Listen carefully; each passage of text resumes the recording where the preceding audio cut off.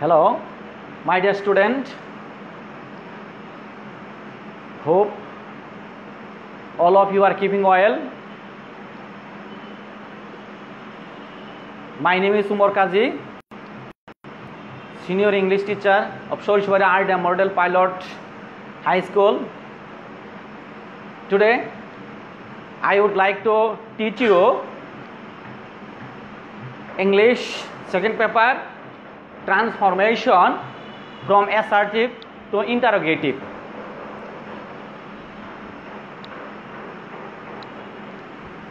I am to speak Bangla to make the class easy to the students. My dear student, take your exercise book and pen and try to act with me and be attentive and be sincere on my lecture. If you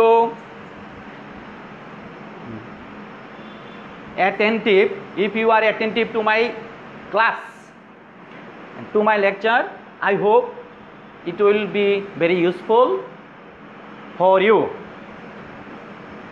I hope you are ready, and I am trying to give you some rules how to make interrogative sentence from assertive.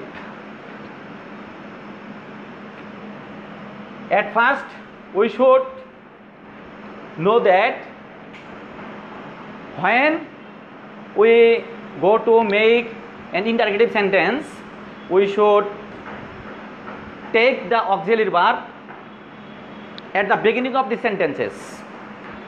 All kinds of auxiliary verb will come at the beginning of the sentences. First of all, আমাদের সর্বপ্রথমে দেখব যে বাক্যের মধ্যে interrogative করার সময় যে দেখব যে সাহায্যকারী ভার্ব আছে কিনা। যদি সাহায্যকারী ভার্ব থাকে তাহলে সেই সাহায্যকারী ভার্বকে আমরা একদম বাক্যের প্রথমে নিয়ে আসব। আরেকটা রুল আমাদের মনে রাখতে হবে যে ইন্টারোগেটিভ করার সময় বাক্যটা যদি হ্যাঁ বোধক থাকে তাহলে না বোধক বানাতে হবে, আর যদি না বোধক থাকে তাহলে হ্যাঁ বোধক বানাতে হবে। As for example, I am giving an example.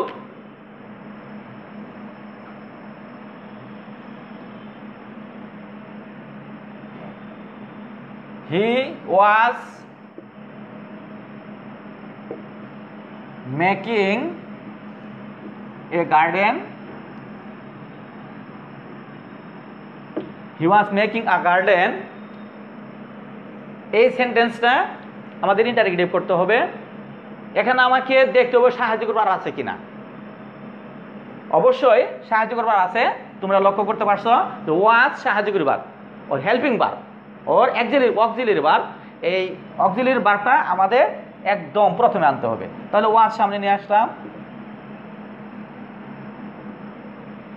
এখানে নট নেই, যার ধরুন বাক্যটা অবশ্যই হ্যাঁ বোধক, সেটাকে আমাদের না বোধক বানাতে গেলে সাহায্য করব ভার্বের সাথে সংক্ষিপ্ত নট যোগ করবো, অর্থাৎ এন কমা টিক দিব। আমাদের আরেকটু সচেতন হতে হবে। হিডে এখন ওয়াজনের পরে চলে যাচ্ছে, কিন্তু হিডে কিন্তু আছে ক্যাপিটাল লেটার, এই হি এখানে স্মল লেটার দিতে হবে অবশ্যই। এগুলো তোমরা অনেক সময় ভুল করো, লক্ষ্য করছি যে হি বড় হাতে সামনে দিত, কিন্তু হবে ছোট হাতে, তাহলে ওয়াজন হি, বাকি সব ঠিক থাকবে। মেকিং আ গার্ডেন।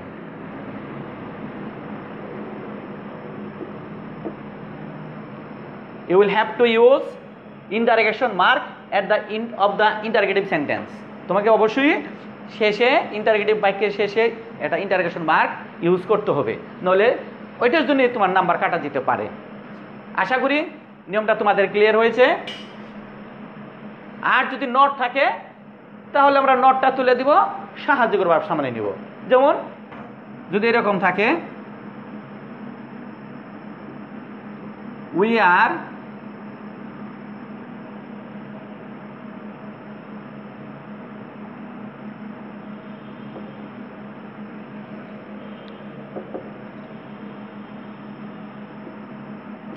বাইং আ ল্যান্ড, এটা আছে। উই আর নট দিলাম, we are not buying a land, তাহলে এই বাক্যটা নেগেটিভ আছে কারণ নট আছে। তখন আমাদের ইন্টারগেটিভ করার সময় এই নটটা তুলে দেব, সাহায্যকর ভার্বটা সামনে নেব, আর বাকি সব ঠিক থাকবে। আশা করি অত্যন্ত কিন্তু ইজি তোমাদের জন্য, এটা আশা করি ক্লিয়ার হয়েছে। আমরা উত্তরটা তাহলে তোমরা চেষ্টা করো। তাহলে আরটা সামনে নিলাম, সাহায্যকর ভার্বটা সামনে নিলাম, আর ওই নটটা বাদ গেল গা, বাকি সবই ঠিক থাকবে। আল্যান্ড,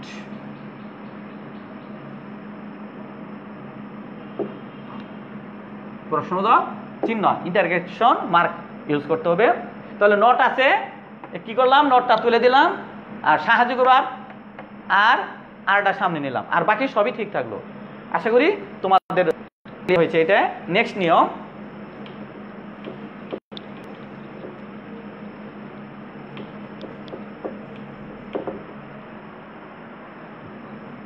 ডাস্টারটা খুঁজলাম।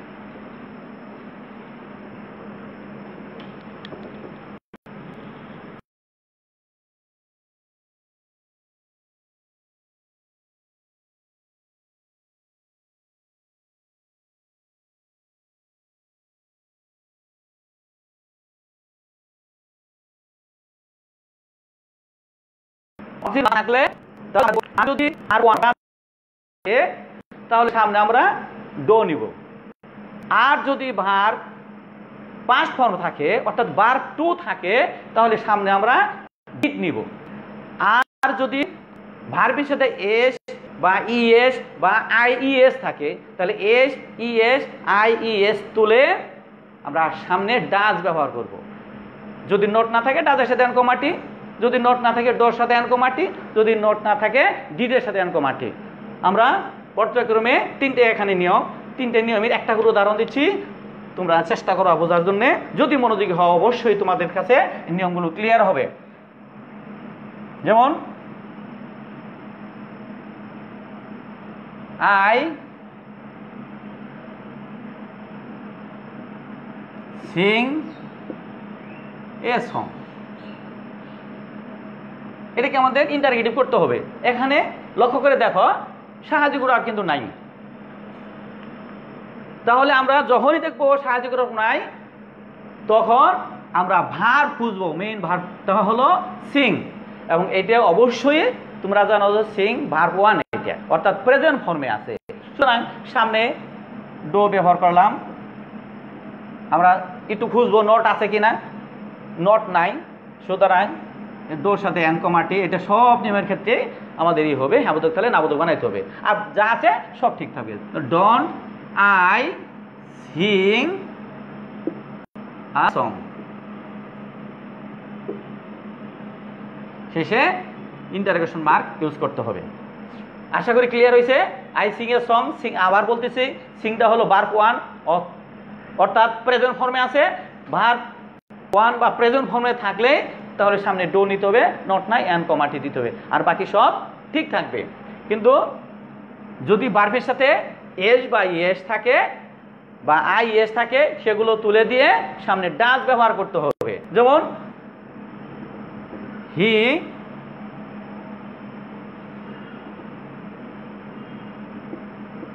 Drinks water.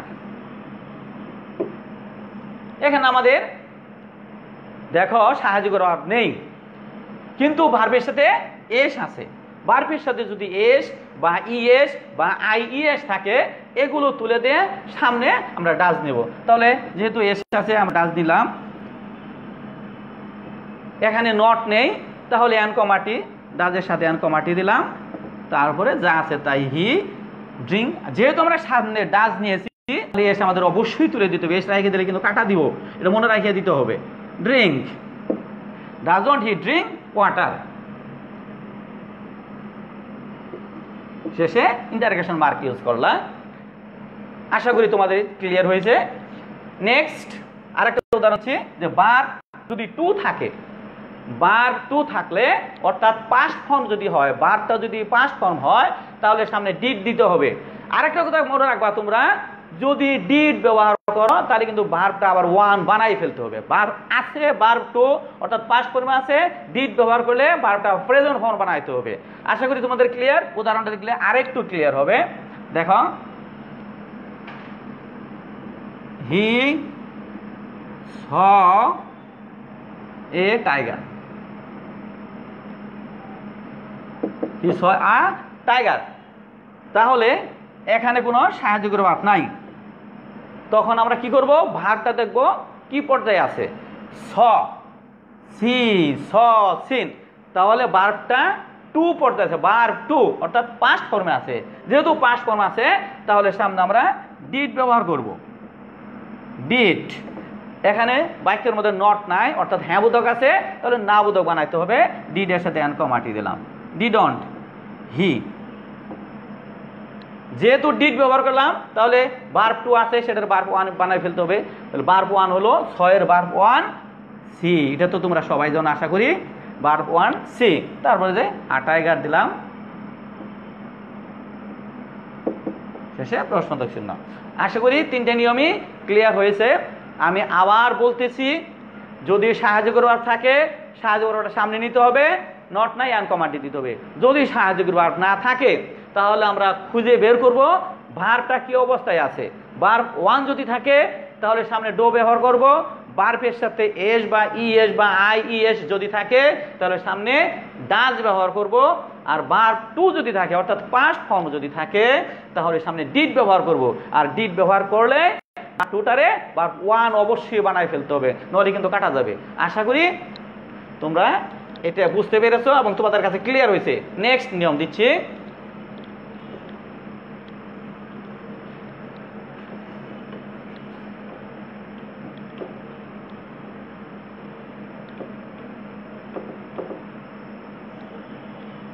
নেক্সট,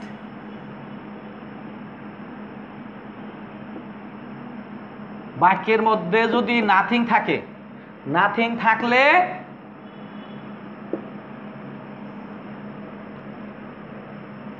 এনিথিং বানাতে হবে।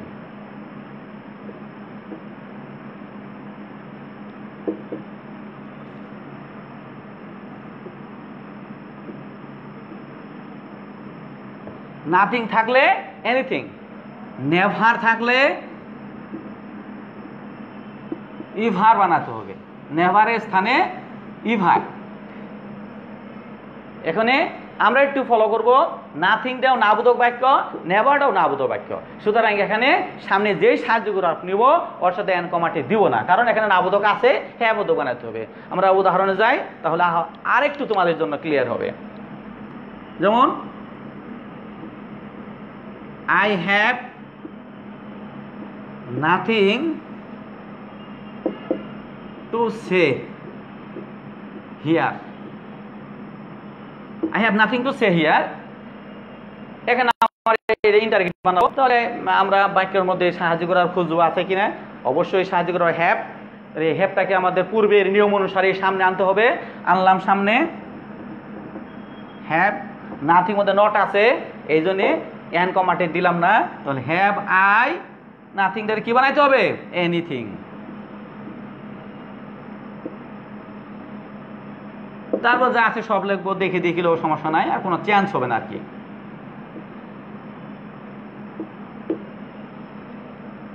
নেভার দিয়ে আরেকটা উদাহরণ দিচ্ছি। He never he never went to Dhaka. এটা আছে, he never went to Dhaka। এটাকে আমরা ইন্টারগেটিভ বানাবো। তাহলে আমাদের শর্ত হলো সাহায্য করার আগে খুঁজবো। এখানে যেহেতু সাহায্য করার নাই তাহলে ভার্বটা খুঁজবো কি অবস্থায় আছে। ভার্ব ওয়েন্ট, ওয়েন্টটা কি আমরা জানি, গো, ওয়েন্ট, গন। তাহলে অবশ্যই 2 নম্বর ফর্মে আছে, অর্থাৎ ভার্ব পাস্ট ফর্মে আছে। পাস্ট ফর্ম তাহলে এর আগেও বলেছি যে সামনে ডিড দিতে হবে, দিলাম ডিড, ডিড নেভার মধ্যে নট আছে অর্থাৎ নাবোধক বাক্য, সুতরাং ডিড এর সাথে এন কমাটি দিলাম না। ডিড হি, নেভারটারে কি বানাইতে হবে? উপরে লিখে দিছি নেভার থাকলে ইভার, তাহলে আমরা নেভারটারে ইভার লিখলাম। ডিড হি ইভার, পয়েন্টের কি বানাইতে হবে? ভার্ব টু আছে, ভার্ব ওয়ান বানাইতে হবে, কিন্তু এটা মনে রাখতে হবে সবসময় ডিড ব্যবহার করলে কিন্তু ভার্ব আছে টু বানাইতে হবে, ভার্ব ওয়ানটা আর প্রেজেন্ট ফর্ম বানাইতে হবে। তাহলে wanted present form go to Dhaka. শেষে ইন্টারগেশন মার্ক ইউজ করলাম। আশা করি বাক্যটা ক্লিয়ার হয়েছে। আমি আবার বলতেছি, নেভার থাকলে এভার বানাইতে হবে, ওয়ান্ট প্রেজেন্ট ফর্ম পাস্ট ফর্মে আছে, ওয়ান্ট পাস্ট ফর্ম আছে এজন্য ডিড সামনে দিলাম, আর ডিড সামনে ব্যবহার করলেই ভার্ব টুরে ভার্ব ওয়ান বানাইতে হবে। কেন? একটা সিম্পল বাক্যে দুইটা পাস্ট ফর্ম থাকতে পারে না, ডিড একটা পাস্ট ফর্ম দিয়েছি, সুতরাং ওয়ানটা প্রেজেন্ট ফর্ম হয়ে গেল। আশা করি তোমাদের ক্লিয়ার হয়েছে। আমরা নেক্সট নিয়ম দিচ্ছি, তোমরা খাতায় সেগুলো লিখে নাও।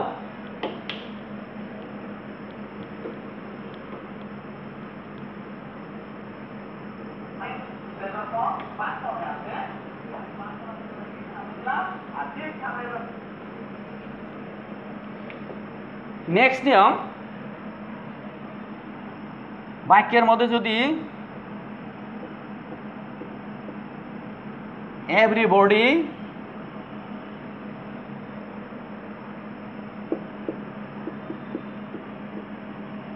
এভরিওয়ান, অল থাকে, এই তিনটা শব্দ যদি থাকে তাহলে আমরা এগুলো তুলে দিব ইন্টারভিউ করার সময়। এগুলো তুলে হু বসাবো, সেই স্থানে হু দিব, এগুলো তুলে সেই স্থানে হু দিব। তারপরে ওই আগের নিয়ম অনুসারে এস বাই এস তাহলে ডাস দিব, পাস্ট টেন্স তাহলে ডিড দিব। আমরা উদাহরণটা যাই, তাহলে আরেকটু ক্লিয়ার হবে তোমাদের। যেমন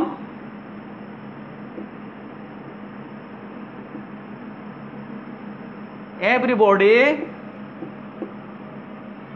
লাভস মি, এটা আছে, এটার ইন্টারগেটিভ করতে হবে। তাহলে আমরা কি বললাম কতক্ষণ আগে? আমি কি বলেছি যে এভরিবডি, এভরিওয়ান, অল তুলে হু দিতে হবে। তো আমরা দিলাম হু। এখানে দেখা যাচ্ছে লাভের সাথে এস আছে, তাহলে এস তাহলে ডাস, নট নেই, যার জন্য এন কমাটি দিলাম, ডাজন, যেহেতু ডাস দিয়েছি তাহলে লাভের সাথে এস থাকবে না। Who doesn't love me, everybody loves me, আমরা এভরিবডি তুলে হু দিলাম, এস তুলে ডাজন্ট দিলাম, তারপরে যা আছে তাই। এটাকে আমরা আরেকটা নিয়মে করতে পারি, ওইটা তোমাদের জন্য একটু কঠিন হতে পারে, তারপরে তোমরা চেষ্টা করবা জানার জন্য। আমরা এটা আরেক নিয়মে, ইজ দেয়ার এনিবডি,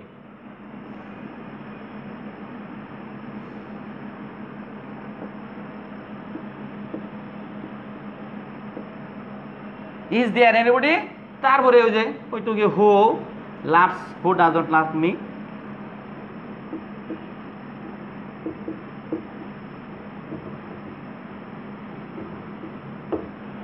তাহলে এটার সাথে আমার মনে হয় আগেটা একটু সোজা হয়, কারণ আমার এতটুকু দরকার কি? হু ডাজন্ট লাভ মি এইটুকু দিলেই তো অ্যান্সার হয় আমার, তাহলে একটু বাড়তি কেন দিতে যাবো আমি? এটা তোমাদের হয়তো জানা ফেলো, অনেক সময় এরকম বাক্য আসলো অ্যাসার্টিভ বানান লাগবো, তখন হয়তো এই বাক্যটা দিয়ে জন্য টের পাও। কিন্তু সাধারণত is the anybody who doesn't love me না দিয়ে আমরা হু ডাজন্ট লাভ মি সরাসরি আমার এইটুকুই তো অ্যান্সার হয়, তাহলে আমাদের এতটুকু দরকার নাই। কিন্তু জেনে রাখলে এইভাবেও আমাদের করা যেতে পারে।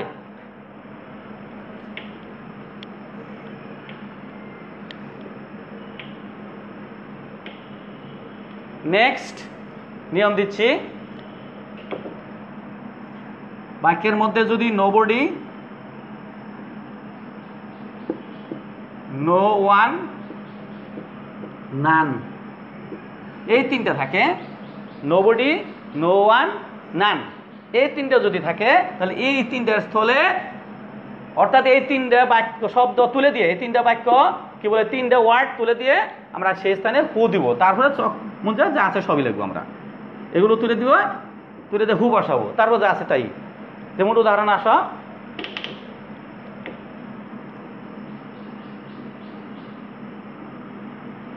nobody likes him, কেউ তাকে পছন্দ করে না। এটা আছে আমাদের ইন্টারগেটিভ বানাইতে হবে।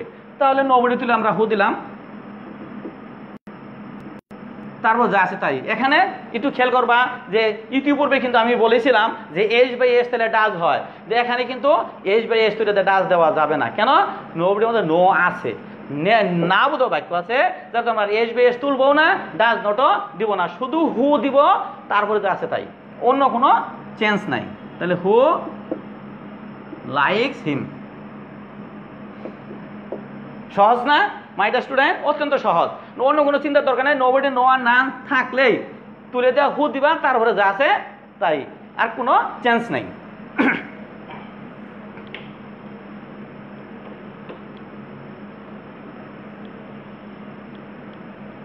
আরেকটা উদাহরণ দিচ্ছি।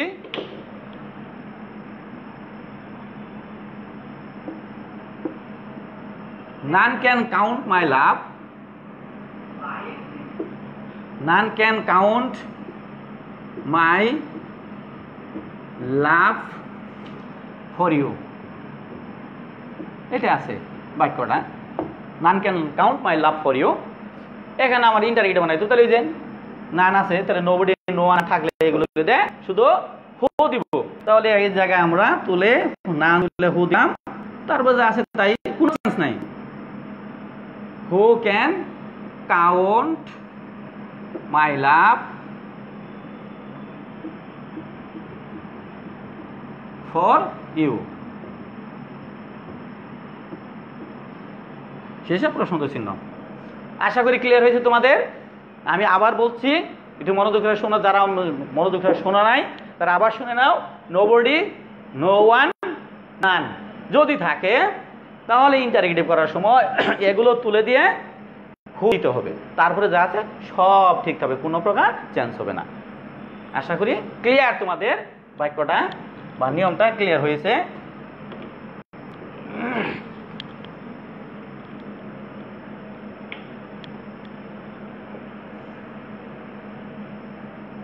আর একটা নিয়ম, বাক্যের মধ্যে যদি নাথিং বাট থাকে, নাথিং বাট, বাক্যের মধ্যে নাথিং বাট থাকলে ইন্টারগেটিভ করার সময় শুধু নাথিংটা তুলে দিব, তারপর বাম দিক থেকে আসবো, যা আছে বাম দিকে উল্টার দিক থেকে লিখতে থাকবো, তারপর বাট থেকে বাকি অংশ লিখবো। যেমন উদাহরণ দিলে আরেকটু ক্লিয়ার হবে।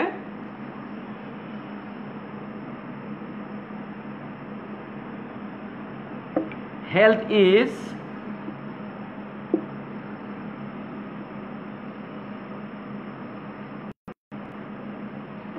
Nothing but wealth. এটা আছে health is nothing but wealth, এরকম আরও অনেক আছে, যেমন life is nothing but total sum of hours, month and year. ঠিক তো এরকম ধরনের অনেক আছে।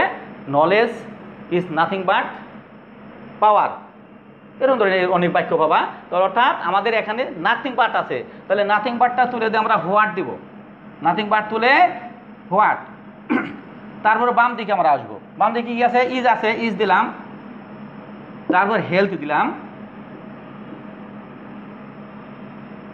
তারপর বাট থেকে আবার বাকিটুকু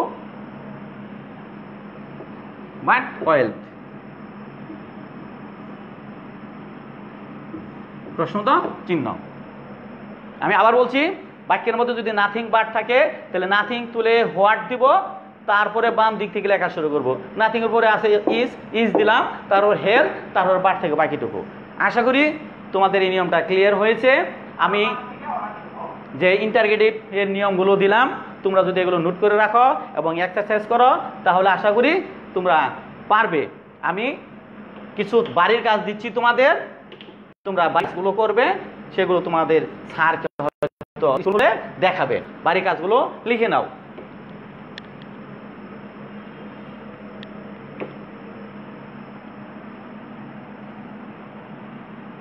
হোমওয়ার্ক দিচ্ছি, হোমওয়ার্ক দিচ্ছি, লিখে নাও। 1 number,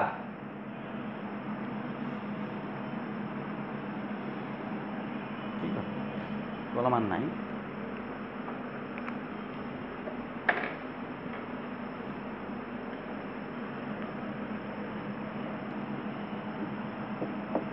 he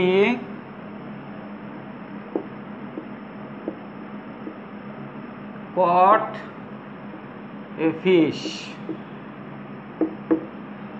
Number 2, we are playing football.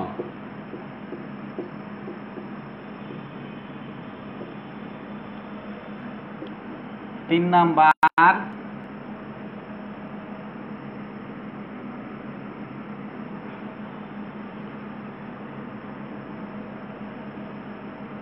I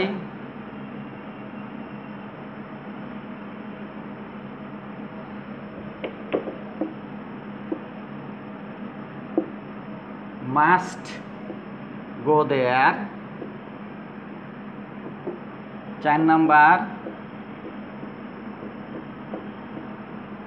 every mother loves her child.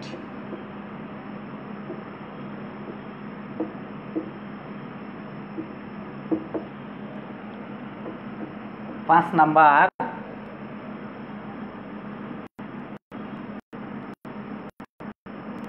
nobody helped me. 6 number,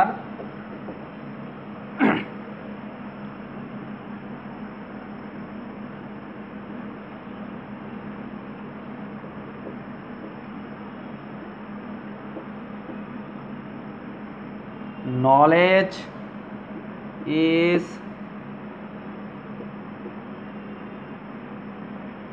nothing but power.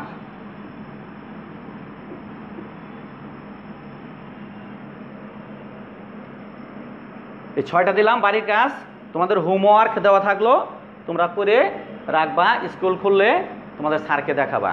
আর সবাই সুখে থাকো, সবার জন্য দোয়া করি। আল্লাহ রাব্বুল আলামিন যেন এই করোনা নামে মহামারী থেকে সবাইকে রক্ষা করে। আমার জন্য তোমরা সবাই দোয়া করবা, আমি যেন সুস্থ থাকি। ইনশাল্লাহ বেঁচে থাকলে পরবর্তী ক্লাসে আবার দেখা হবে। Good bye.